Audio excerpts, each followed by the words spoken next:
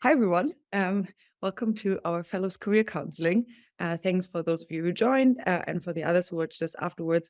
This is usually more like an internal session between our fellows and a few folks that they really, really wanted to chat with. And we sometimes make these public too. But to give you a heads up, this will be a little bit of a, not like one of our normal seminars, but where we talk a little bit about how is it exactly that someone got to where they are. And if people have questions about that particular, like about particular career choices or about tips of how to go about that, that is also a session to do this in. So I'll start with a few questions just to warm us up. Yeah, if those of you who are on the call want to eventually ask a few others, feel free to collect them in the chat, and I can then afterwards help facilitate or raise your hand after we've done a few one. But for now, I just really want to welcome Sonia. Thank you so much for joining. I remember when we first met it was at our Foresight longevity workshop now a few years ago, maybe already 5 years ago, I think around that time. Wow, really? Time flies. Time flies, but back in the days, there was really like very, very little, I think, just a community around longevity in particular, and especially from an investment side. I think there was already done, great research out there, but you're one of the first people I think that really like put their money where their mouth is and actually really grew that ecosystem in a really just kind of like continuous, continuously supporting kind of like, pretty forward thinking and meanwhile also like, so pretty ecosystem providing way. And so that was really great. Thanks for that. And thanks for being so early on that. That definitely, I think, got a lot of projects to where they are right now. I also want to say that you didn't only do that, you also wrote a book, I think, to really just help people see the vision of the long-term potential of longevity. And I think that actually made a big difference because those are still the questions that you get asked most of the time about longevity. And you're now on Foresight's board, which we're incredibly happy about, as well as on the board of a few other really wonderful organizations. So you've had a really wonderful career trajectory already. So I think there's really something for everyone in this. And perhaps, just to, bring people up to speed a little bit, I would love to know a little bit more, like what are you focused on now roughly? And, how is it that you kind of like got to where you are, today? Sure. Well, let's see. What am I focused on now? I'm spending most of my time investing in longevity companies. And I'm doing that through my own company, 100 Plus Capital, where I angel invest my own money. And then I'm also working with, I just joined Portfolio, which is a group of women investors. And I'm one of the lead investors in their Active Aging 2 fund. So I'm doing that. And then I'm also an advisor with Felicis Ventures and BioVerge, which are two investment VC firms here in Silicon Valley. So I'm doing that. And then I'm also spending a decent amount of time helping the Alliance for Longevity Initiatives, which is a new 501c4 that's aimed at moving the longevity agenda forward on the political spectrum. So, for the longest time, people in Congress really weren't super aware of the possibilities for lifespan, for health span extension.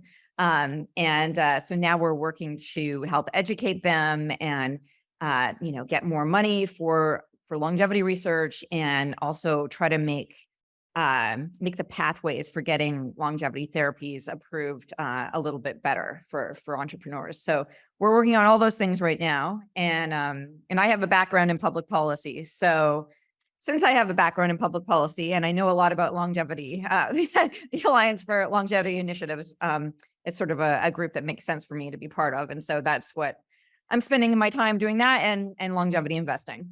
So I guess you also want me to go over how I got here. Ideally, yeah. And if you don't mind, before that, I would love to know a bit, given that A4LI is also a lobbying organization, right? And Foresight, for example, is like a 501c3, so a research org. Like, are there any particular differences that you see, like just from an organizational perspective? I mean, like you have a lens into, VC and like really like the corporate world, then into lens of like different types of, like nonprofit arrangements even. So I think it would be interesting to know just like, wearing different hats. What do you see are like differences in in the way that these orgs, function in their mission statements and so forth? Yeah. Well, they're all really important. And I've been involved with all of them, as you point out. I think groups like the Foresight Institute, a 501(c)(3, is a charitable organization, which is, has its focus to promote, to think really hard about these issues and educate people and get people involved. And you do that really well. And I'm happy to be part of it. And then the 501(c)(4, the Alliance for Longevity Initiatives, is more of a, like you say, it's a lobbying group where we can directly reach out to politicians and try to get them involved in actually advancing the cause of longevity through legislation. So, that's the Foresight Institute doesn't talk to Congress people about legislation, but the Alliance for Longevity Initiatives can. And they do it based on the knowledge that they get from places like Foresight. So it's like this virtuous circle. And then, of course, with investing, people who are investing in companies, at least in the longevity space, are investing in companies that can help people live longer and healthier lives. So the whole ecosystem works together. And I have a little piece of my foot in every space. Yeah, it's an interesting like supply chain. You do the full stack kind of to some extent. Exactly. Okay, wonderful. And I know that you also came from the publishing angle really before that. Could you share just a little bit of like how it is that you got to your particular focus where you are today? Sure. So I'm originally Canadian, and I moved here in 1999, long time ago, when the internet, this whole internet thing was booming.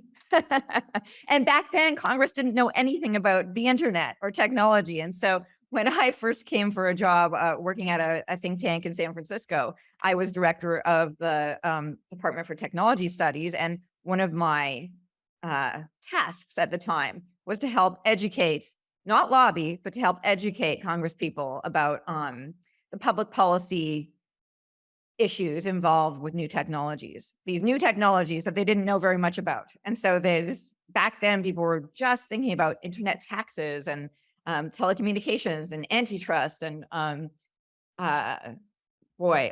digital cash, right? It was DigiCash was a big thing to think about back then, right? And of course, we've come a long way since then. So I got here in 1999 at the height of the internet boom and started working on those things at a think tank. And around 2000, 2001, I started getting interested in nanotech because this National Nanotechnology Initiative had been passed. And, both President Clinton and then President Bush were both very supportive of this thing called nanotechnology that was going to change the world.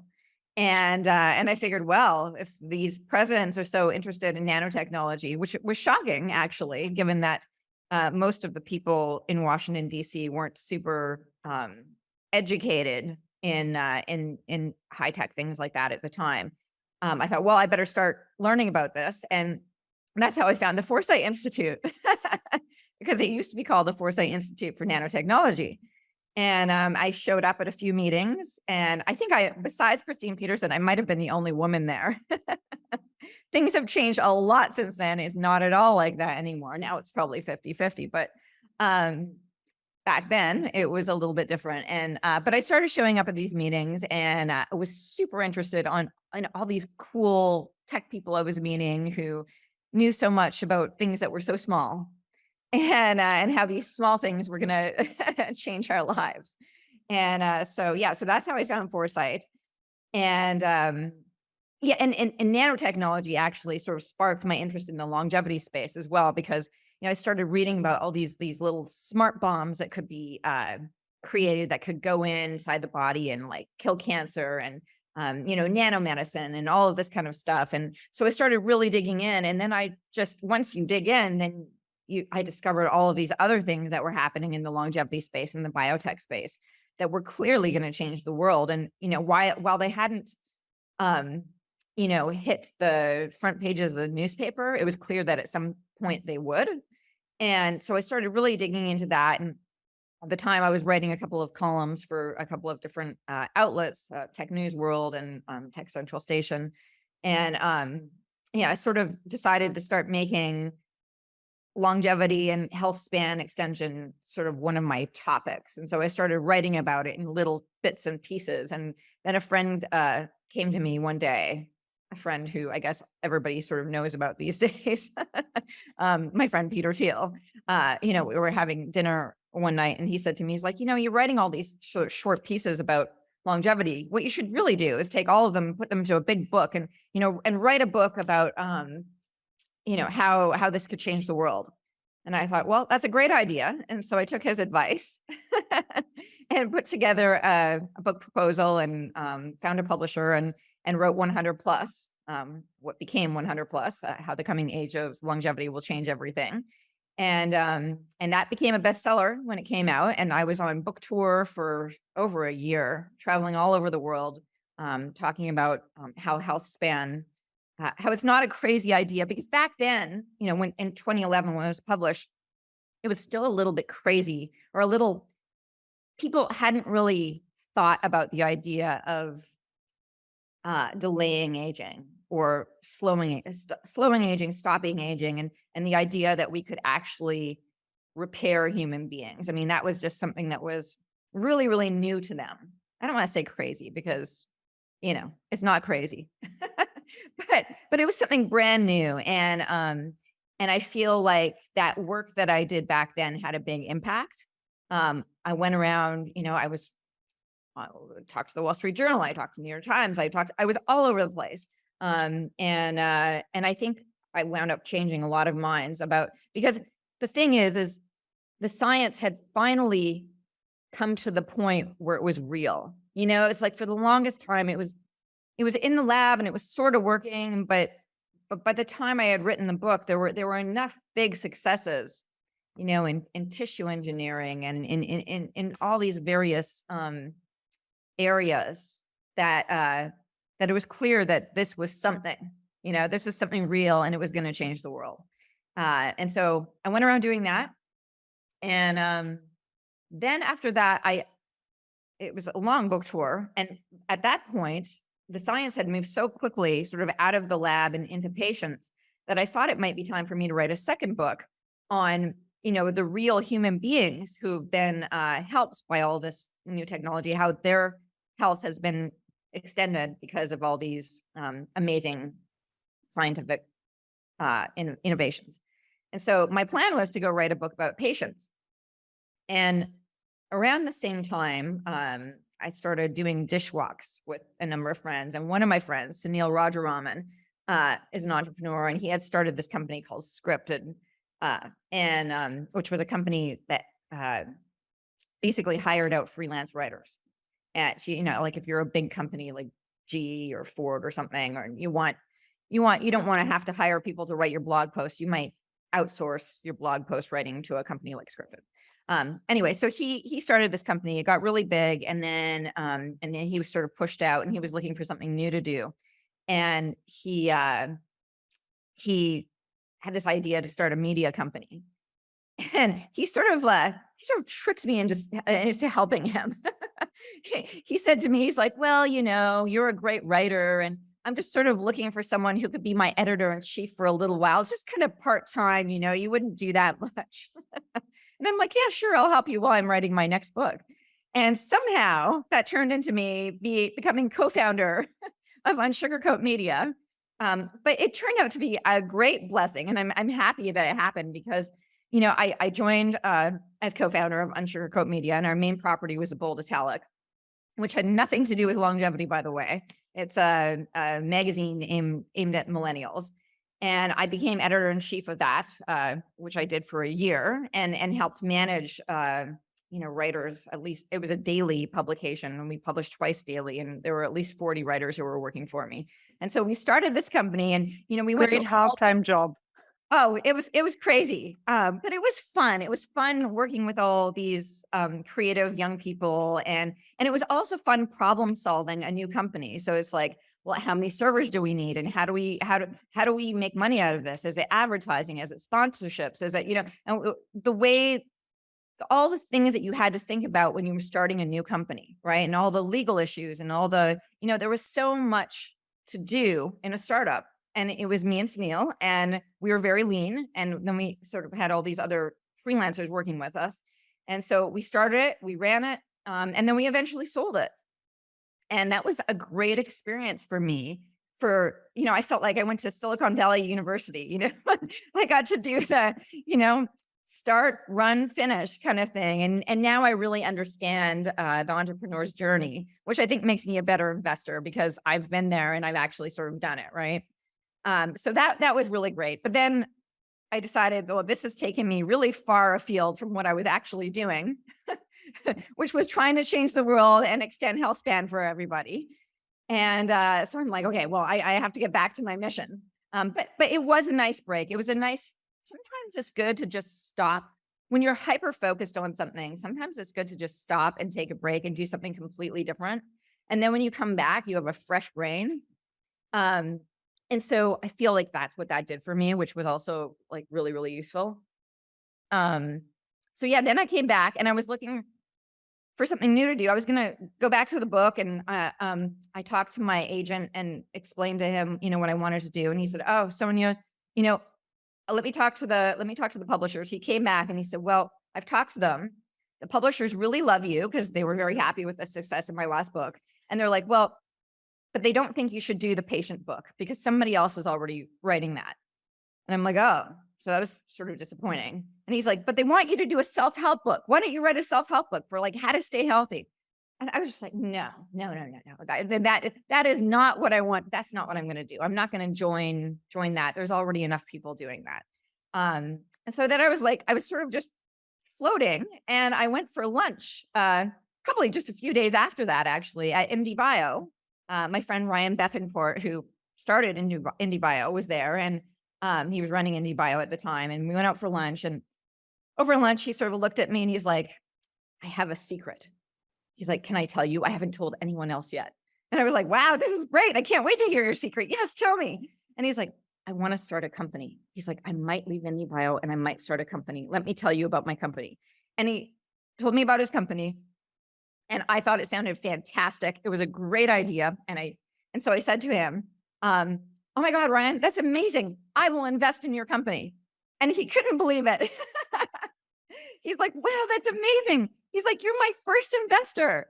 And he's like, "I didn't know you were angel investing." And I'm like, "Well, I'm not really. I love this idea. And, I love you, and you're a great individual, and I will support you." And so he was super excited. And from there, it wasn't long after he left IndieBio and then, raised a bunch of money from other people. But then he also went around telling everybody that he knows, and he has a huge network, that I was an angel investor and they should talk to me. And I suddenly had all these people who I might have actually known anyway, but they didn't think of me as an investor. They thought of me as an author and somebody, I was also involved in Singularity University around that same time. And I helped start Singularity University. And so I knew a lot of people in that group. And word just sort of got around that, Sonia Arrison is investing now. And I suddenly had all this deal flow, and it was incredible. And I was just like, and it was kind of that moment in time where I sort of realized, wow, like this space is investable now. There's real companies now. And maybe I should be spending my time helping those companies and investing in those companies rather than just, writing about them, right? I've already written about them. Maybe I don't need to do that anymore. Maybe I need to do something else to help this mission get accomplished, right? The mission of extending health span. So I started 100 Plus Capital, and I've been making small angel investments since. And that's how I got into investing. This is a really long story, but I'm sort of an accidental investor in some ways. I didn't wake up one day and say, I want to be an angel investor. Like, that's not how it happens, right? I mean, I think to have a good career, you sort of just have to follow your path, and then you wind up in the right place. Yeah. And I think that, I guess almost like every bit of the way was kind of to some extent necessary, like the vision setting to the book, then, this kind of experience of like how it actually is to kind of scale up, or like to first start a startup and then scale up, and then kind of like bring it full circle and like combining both to start investing or use it for your thesis. Okay, that's really wonderful to hear. I think, I think it's always interesting how people start and end up on the path that they're on.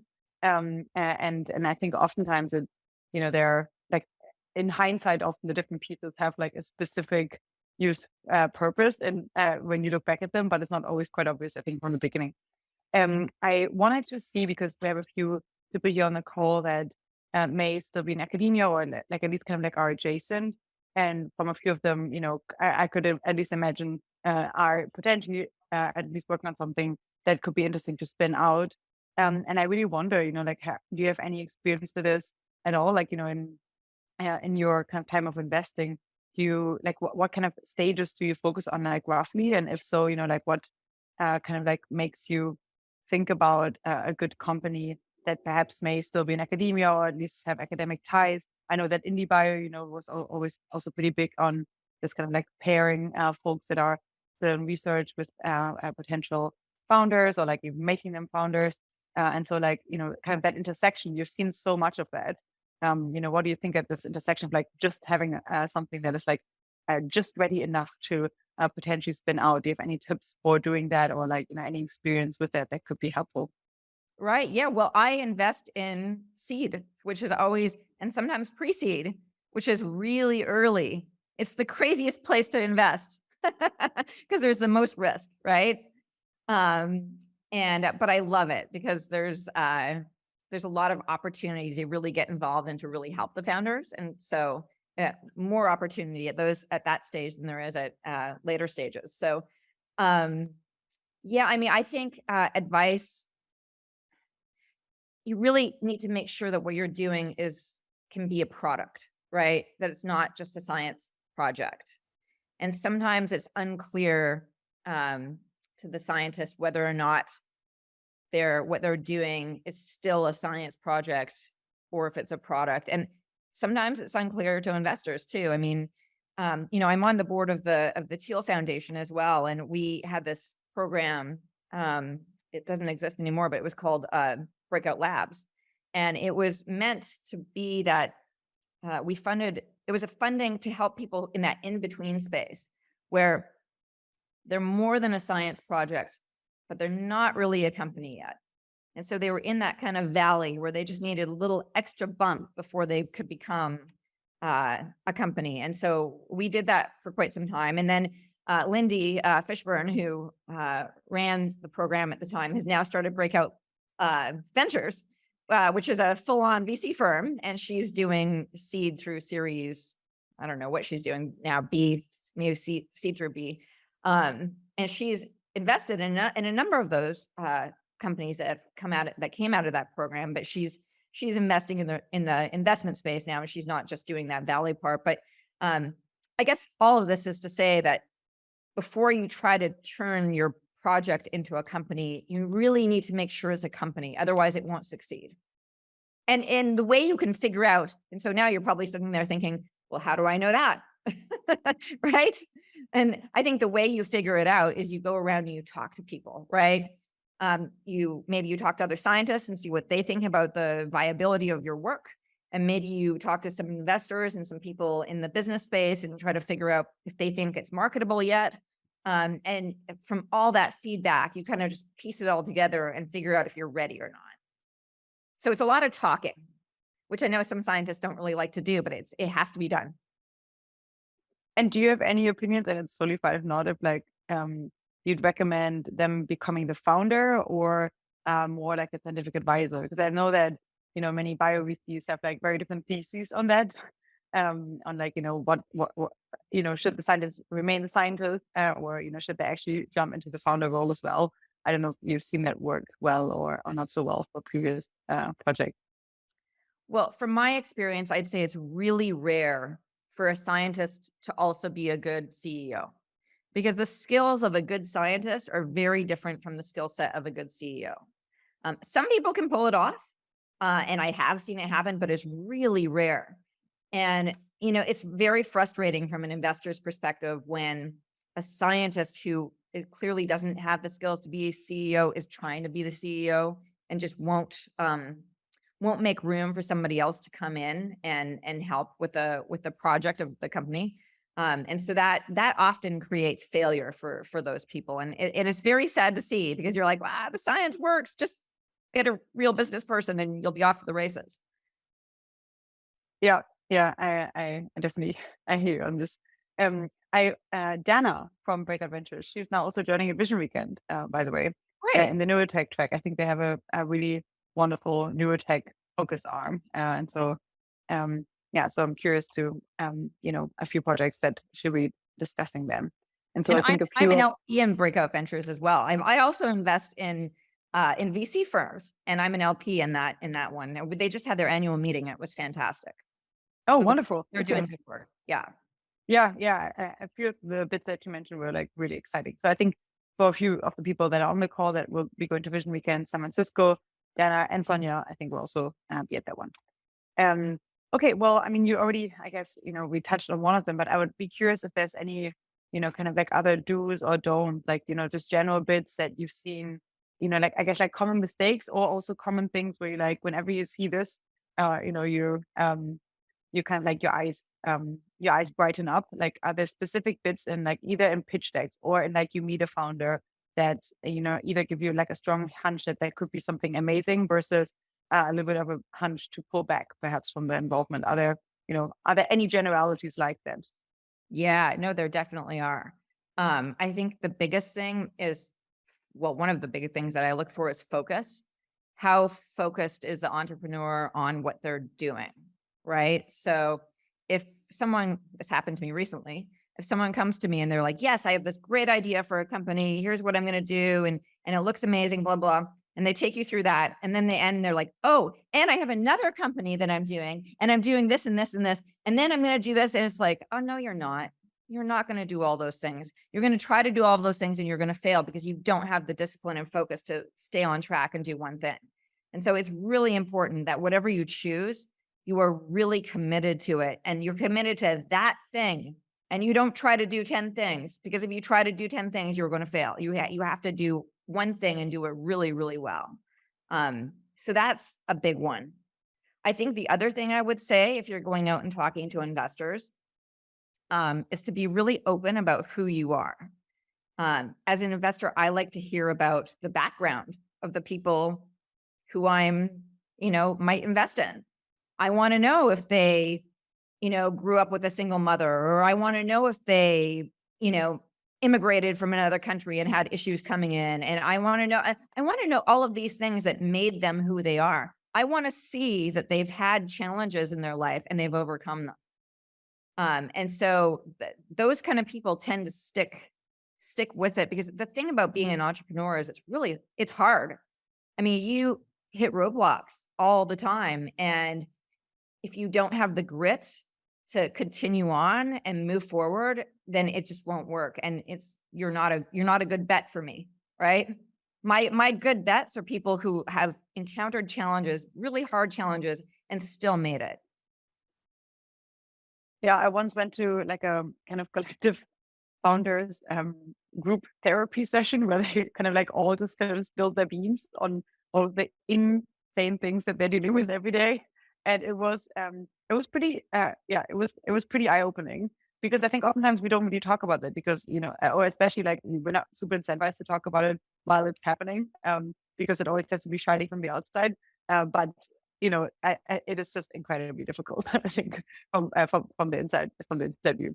And do you think that, these things, like from the kind of like stack of, I guess, like entrepreneurs, or like early stage founders and so forth that you've seen, have there been any changes, like, throughout when you started at investing? Have people, like, is there like a general kind of like change of focus perhaps, or change of like general vibe in terms of people that are coming in? Like, have there been any kind of interesting paradigm shifts that have made it throughout the industry that could perhaps be helpful for people to have the historic backlog in mind as they're entering the field? Well, it's definitely different now than it was. I would say 6 years ago was when this area became investable, and it's changed quite a bit from then. Now you see founders from all sorts of areas. Not just not just the core science. I mean, I see AI, people coming from AI, coming from psychology, people coming from all different areas who are interested in getting involved in the longevity agenda. And so that's definitely different. Let's see. I mean, there's been a lot of trendy things that have happened, and but that's true of every area, that something becomes trendy and then it gets replaced by some other trendy thing, and on and on and on. And the thing about this being a new area is that, and I don't think we've have a really great example yet, but we will at some point, is there's going to be some big thing that everyone thought was amazing and put tons of money into it and it got huge valuation, and then it just crashes, right? So we're gonna see that too, and so we have to be prepared for it. But it doesn't mean that the area is not worthwhile.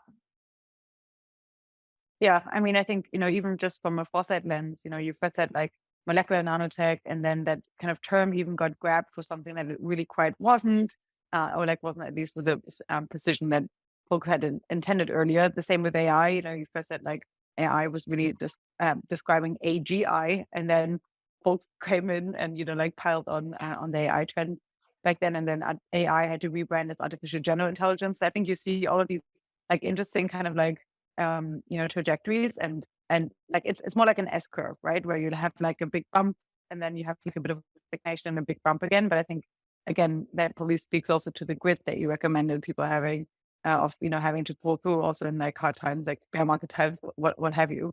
And and so forth. So yeah, I think that historic lens is definitely something that I've benefited from, just from looking at Foresight archives to see like just even like how kind of like just how challenging I think often tech development is. Um, okay, wonderful. We already have a question here, and that's usually again I'll just repeat the algorithm. Usually in the meetings, it's always you can stop me from talking by raising your hand and asking a question. And so we'll go with Matthias first. Maybe you want to say a few words also about yourself, if you care, so Sonia has a bit of context. And then if anyone else would like to ask a question, feel free to raise your hand. And otherwise, I'll get back to Q&A. Matthias, stage is yours.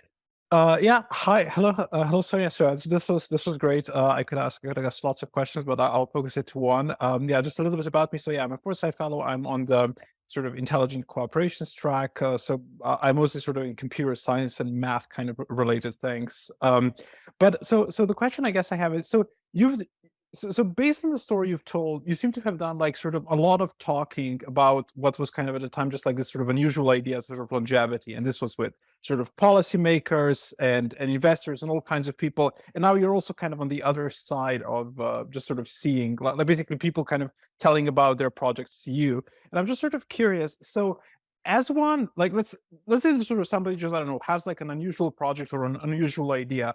What is like the intention one should have when one is kind of talking about it? So like what, like basically, I mean, just as an example of what you sort of said, like why was it important to turn your essays into a book as opposed to, I don't know, just sort of having them be essays?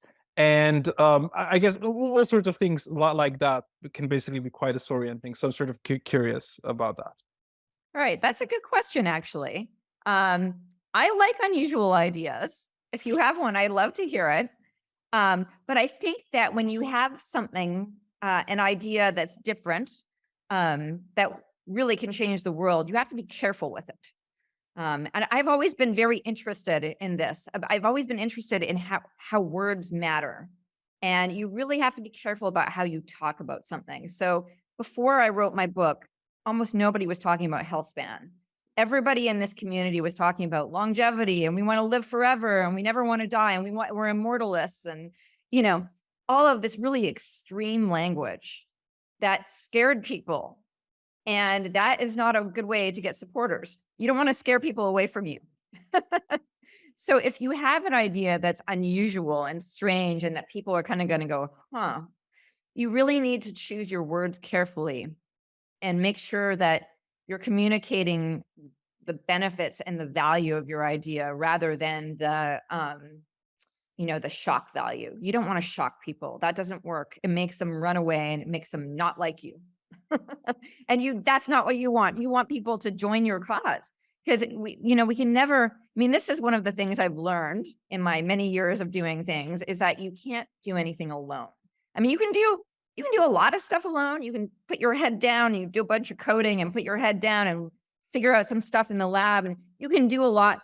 Your effort matters. But ultimately, if you want something to really take off and be big and be world changing, you need other people, and you don't get other people by scaring them away. So you really need to choose your words carefully. I guess that's my advice.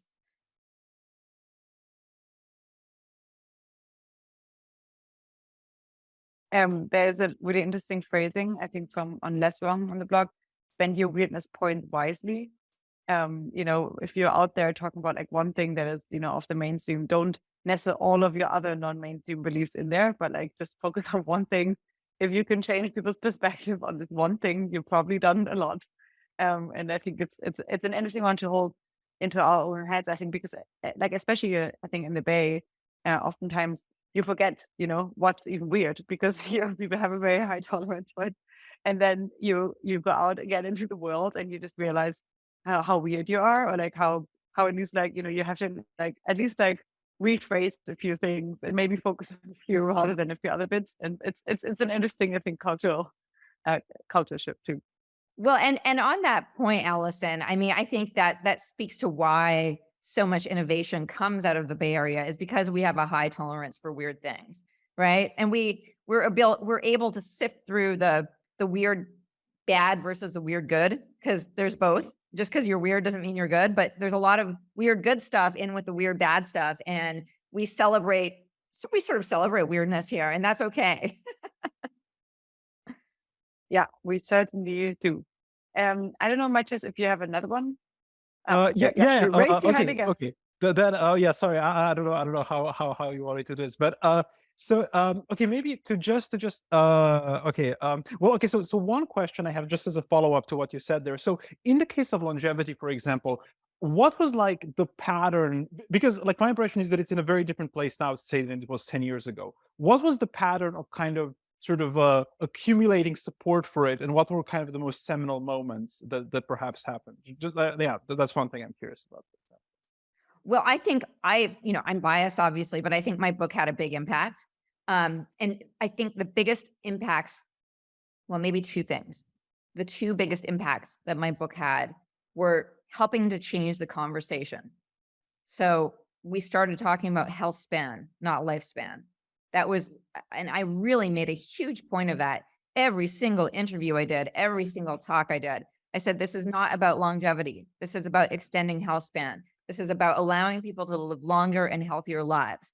We're not looking for some crazy Dorian Gray thing where like we're living really long and like we're like weird and crazy, right? We want to be healthy so we can be around and do the things that we all want to do, to be with our friends and family and make the world a better place, right? And so I spent a lot of time saying that message over and over and over again. And I think that the pattern is choosing the right words that will resonate with people, and then repeating them, and then making sure other people repeat them. It's not just you. You need the Foresight Institute to repeat them. You need the other people involved in this area to repeat them. You need all of these people echoing you. And so you just need to repeat, and then it just becomes as if that word has always existed, and we've always talked about it that way. So that's the pattern there, I think. And it's a political technique. They do this in politics all the time. Like changing, he gave me a great example the other day, speaking of this, because I really love thinking about how to change people's perspectives and how to persuade people. And somebody had given me the example of, when people just talked about the estate tax, it was boring and no one cared about it. But once they called it the death tax, wow, suddenly people sat up and paid attention and hated the death tax. And so what you call something and how you call it and whether or not people are repeating it really, really matters. And how does one sort of find out like what a good approach to that is? Like, is it you sort of like, for example, this health span thing, like, is it just one kind of tries various things and see how they resonate? Like, what was sort of the approach there? We brainstormed about it a lot. And Christine Peterson was involved in that. She's really good at this kind of thing. I spent a lot of time talking to a lot of people to think, because at first I didn't like health span because I thought it was kind of boring and it didn't really flow off the tongue. but we could not come up with anything better. And then we just decided that was going to be it. And, but I spent a good deal of time thinking about whether or not that was the right word to be using. And so it's really just sort of all your little mini focus groups with people you know, and not just people who are in your community who like weird ideas. You have to go ask your Aunt Jane what she thinks about this, and your grandmother, and your, I don't know, the guy at the corner store, if he's ever heard of something like this, and would he think that is crazy? And you have to ask different people from different walks of life and see what they think of things. And again, that's where the community comes into this. You can't do it by yourself. I think Christine is the one that I think coined open source. Open source, rather than, I think it was like, what was it, free software before or something like that, where people really couldn't quite pass out that it wasn't like that you didn't have to pay for it, but that it was just free and available. Yeah, the words. See, the other thing about picking the right word is it has to be true, right? That's why the free thing didn't work. It has to be true. Yeah, there's also, I think, similar efforts you find within cryonics and biostasis, that kind of like remodeling then crypto and Web3, crypto remodeling itself to Web3 as just a more academic, perhaps like, easier digestible term than crypto, which, is usually like, I guess, more associated now with scam. But I feel like, you see that all the time where suddenly, and then it's always interesting, there's this time where people are still using both terms, and then like a few months later, people switch to one. Right. I think, words are really like shedding points in this regard. But Matthias, do you have a specific area that you think you're branding? No, I mean, my question actually just sort of comes from just well, again, so again, since we are like, I was at this Foresight workshop just recently, and I really got into this idea. Okay, I should sort of present more about the things I do and sort of in general, sort of stuff like that. And again, I'm just sort of thinking about like things that are kind of disorienting or I guess unclear about that. I mean, another thing that is often sort of like, people are often sort of say, okay, like sort of know your audience, like know who you're talking to, basically. But again, very, very often one actually doesn't know that much about the audience. And it is, for example, unclear how one kind of finds out about like who the audience is and what they care about. And for example, that's another thing that is sometimes unclear to me. Like, is that just like another thing that gets built through experimentation, or like is that another thing? Yeah. Well, I think if you don't know your audience, you have to assume the lowest standard. You have to assume that they're going to just be random people and speak as if you were speaking to random people. And then if there are experts in the crowd, they're gonna get it anyway, right? Okay. Interesting. But I have another question, which is sort of a bit unrelated to this, but just like, so you mentioned this thing about sort of scientists and CEOs. What are usually like the skills that scientists lack to be good CEOs?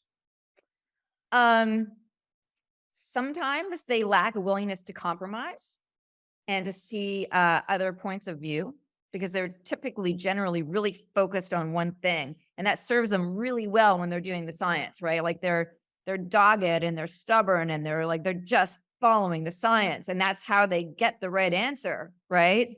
But you can't be like that with people. You have to be more willing to work with people and compromise and come to a solution and brainstorm different solutions that didn't work, and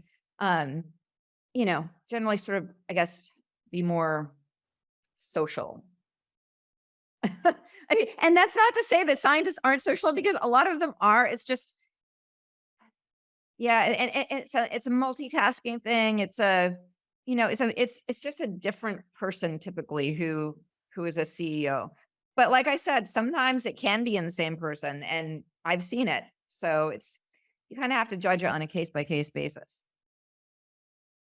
I always found it interesting when, for example, whenever you're doing a thing, you're not really talking about it. Whenever you're talking about it, you're not doing it. And so there's this kind of weird relationship where I think, and what you said is, if you want to have something that is actually world changing, you eventually need to have a lot of people know about it. But it always feels pretty insincere whenever you're talking at conferences about the thing. You're not actually at the moment like actually working on it. And then whenever you're actually making progress, no one really knows about it. And I feel like, being willing to just go out and talk a lot about your project. I think that usually, like, from the CEOs that I know that, have built really, really successful things, they're just out there all the time. They bring like at every point in the conversation, they bring in the company, not in a way where it's like incredibly annoying, but like they always find a way of making people aware that this is happening. And that is something that, at least many of the scientists that I know of, like feel sometimes uncomfortable with, Yeah, Um, kind of like the cheerleader should be separate from the hero, right? yeah. The hero is the scientist doing the work, and the CEO is a cheerleader going out and getting people excited about what's going on. Yeah, they could definitely restart it.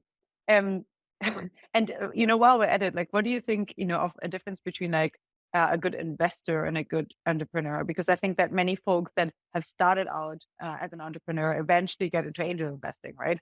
And then, but those still sets are still, somewhat different. But I think, for folks that are a little bit later on, that would be interesting to know as well. Like, do you see like a difference there between those two skill sets?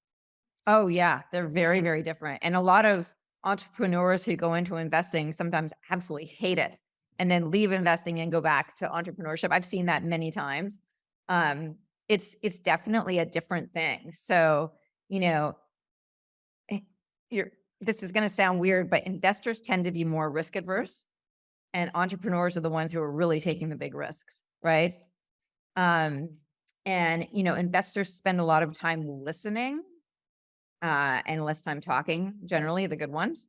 And entrepreneurs are the ones doing, right? Like you just made that point earlier. The entrepreneurs do, the investors are just there to support, right? And so typically when entrepreneurs become investors, they get really frustrated because they want to jump in. They want to go and do that. They want to go and help with this product launch. They want to do that. But as an investor, you have to sit back and you have to be happy watching other people, get the success and watching other people do the work. And it's great that you're making money along the way, but they're the ones who are going to really shine, right? They're going to take center stage. And so it's a very different personality. The investors are kind of back in the background watching, and the entrepreneurs are the larger than life people out there doing things. Yeah, I definitely know. I think a few angels that have that bias where they just kind of like basically become a co-CEO of a company that they invest in or something, that's like very involved. Yeah. At that point, it's like, well, you might just join the company and be done with it. Yeah. Yeah, they take the skin in the game thing very seriously, I think. Mhm. Yeah, I'm also curious, have you seen the investing scene at all change a lot? I mean, like, for one, it is true that, we're definitely in a interesting economic time right now. But I think for people, like, I mean, on the one hand, it would be interesting to know like a little bit of a larger time span, how have you seen like the general investing landscape shift over maybe since you've been involved? And then, in particular lately, I certainly know of many projects that are raising that are finding it harder right now. And if so, is there anything in particular that, you can, uh, yeah, any insights that you may have on like how to navigate these interesting times? Right. Yeah. It's very difficult right now for companies everywhere.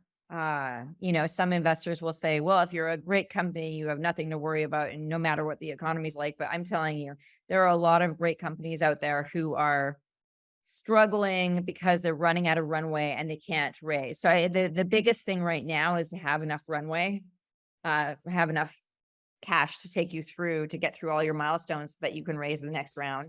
So that's what I'm focusing on telling my companies right now is let's just make sure. And if you don't have enough runway, you need to cut back a little bit so you have more runway. Like that's really, really important. Is your goal as an entrepreneur is to stay alive.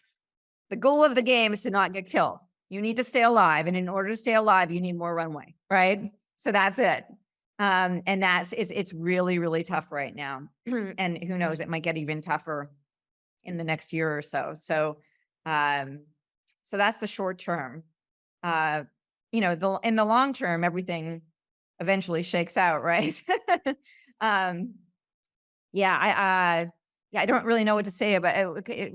Was there something else you wanted me to say about the Well, industry? I think, I mean, since you've been investing, because I think these cycles, kind of come and go. And at least for a few people that I've talked to, they're like, well, now is a really great time to, get talent relatively cheap if you already have a company. And like, I think that there is probably like some benefits to the entire thing, but it's yeah, I think, you having perhaps seen like a few of these cycles, or at least like, I don't know if it was quite the same, but like, are there specific bits where, people can perhaps time their focus better or something at the moment? Yeah, well, it's definitely easier to, you know, hire people for cheaper, right? And it's better for investors to get better valuations on companies. I mean, so like there's some upsides to a worse economy. I mean, it's the opposite, like when everything is really, really hot and there's too much money around, and it's actually sort of worse the other way around, where all these companies are taking so much money and they're over hiring, and it creates this cycle where this atmosphere where there's no discipline and everything kind of just gets thrown all over the place. And that's actually really bad for everyone. It's bad for the companies that are getting money. It's bad for the investors. It's bad for society because then things don't happen the way that they should. And so it's actually better it's better to have to really slim down and look at things and be disciplined and really focus on the goal. That said, it'd be nicer if we weren't quite so tight right now, but the really hot market is super bad. Yeah, I always also think it's interesting the amnesia that happens. Like people always forget about the last time that the markets were down, the moment that the markets are up. It's really, really interesting. I think, that like we just can't hold it in our head that that this is Yeah. that those are cycles. Yeah, Um, it's pretty crazy. okay, well, wonderful. Maybe, just as a kind of yeah, I guess from an interest point also for people that, perhaps, and at least I know of at least of a few fellows who like they could go down either way, and they're trying to look for something that, is just a little bit like, I guess, perhaps like still new and fresh on the horizon. So, okay, to provide more context on this, we just reviewed our fellowship applications for next year, and we have never had so last year at the end of December, we had as many applicants as we had this year by the beginning of October. And so Wow. we had double the amount of applicants as we had this year by the beginning of October. And so we closed the fellowship early this year. And one really big difference was also that we had a lot of folks that were in their teens. And that was for the first time.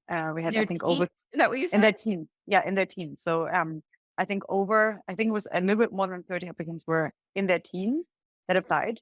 And many of them are kind of in the state where, they're considering dropping out, and they're also considering, their next career move, and they want to go into something that, is like they're pretty ambitious. They are pretty, pretty risk taking, I would say, just from what I've seen from what they've already done. And so they are more at the stage where they could go anywhere still. They haven't really specialized yet, even in a university degree. And so, are there any specific bits that you think are interesting for someone who's really at that blood young stage where they, haven't even specialized very much yet? Are there specific areas that, you want to pinpoint potentially as, interesting bits to dive into? Well, that's great news that you have so many applicants. And it's also great to hear that there's lots of young, ambitious people interested in this area. I think you need more than ambition, though. You also need to have, I'm not saying you have to have a university degree, but you need to have a really great idea. And if you don't have a great idea, then you need to find someone who has a great idea, and you need to partner with them. And then you can put all your energy into being ambitious over that idea. But ultimately, you can't get anywhere without good ideas. And so I think that has to be the foundation. And then the ambition and the focus comes next. Yeah, maybe that also speaks to the point that we sometimes discuss of, it could be really interesting to more of the kind of founder, CEO, support staff, investor matching. That, I think we do that a lot in the back end, at Foresight, or like mostly like that's whenever we hook up fellows with mentors, that's often what we do. But I think just having it be a little bit more explicit could be interesting. I think Nathan once did this like career fair for longevity, and I still think that would be an interesting one to do. I know that we're doing some of that again at Vision Weekend. So, our fellows will get an email just before. And so if you're watching this before Vision Weekend, you should have gotten an email by now where we ask you to choose a mentor for Vision Weekend as well. And we have specific mentorship hours at Vision Weekend where you can go out and meet them. But yeah, I think this, kind of coordination game between folks that are searching for their new investing, where they can really focus on, plus the ones with a great idea, plus the ones that can actually like place the bet. I think that coordination is still, it's rather sticky still, but we could perhaps help with that a little bit. Hopefully. Yeah, and it's really important. So I'm glad that you're doing it, Allison, because it's meeting the right people at the right time is like super important. So, one of my mantras has always been to show up. Showing up helps, when you can, don't drop everything you're doing and just show up, but show up at the right places and show up to meet people, because if you don't, you're missing out. And so you really do need to connect with the right kind of people. Yeah. And I feel that went somewhat missing during COVID, and now bringing that back again, at least in the in-person settings, is definitely, it takes a lot to get the engine going again, but we're gradually getting there. Okay, wonderful. We're in the final minute, so I want to be really mindful of your time. Thank you so much for joining. If you're watching this online on YouTube afterwards, or if you're a fellow, reach out to me in case you have any further questions. Thanks also a lot for your questions, Matthias. Thank you so much, Sonia. This was really instructive for me too. So thanks a lot. I certainly learned a lot. And yeah, I can't wait to see many of you in person at Vision Weekend San Francisco, probably the one for all of us here. Thanks a lot, Sonia. It was really wonderful. Thank you. I was happy to be here. Thanks, Allison.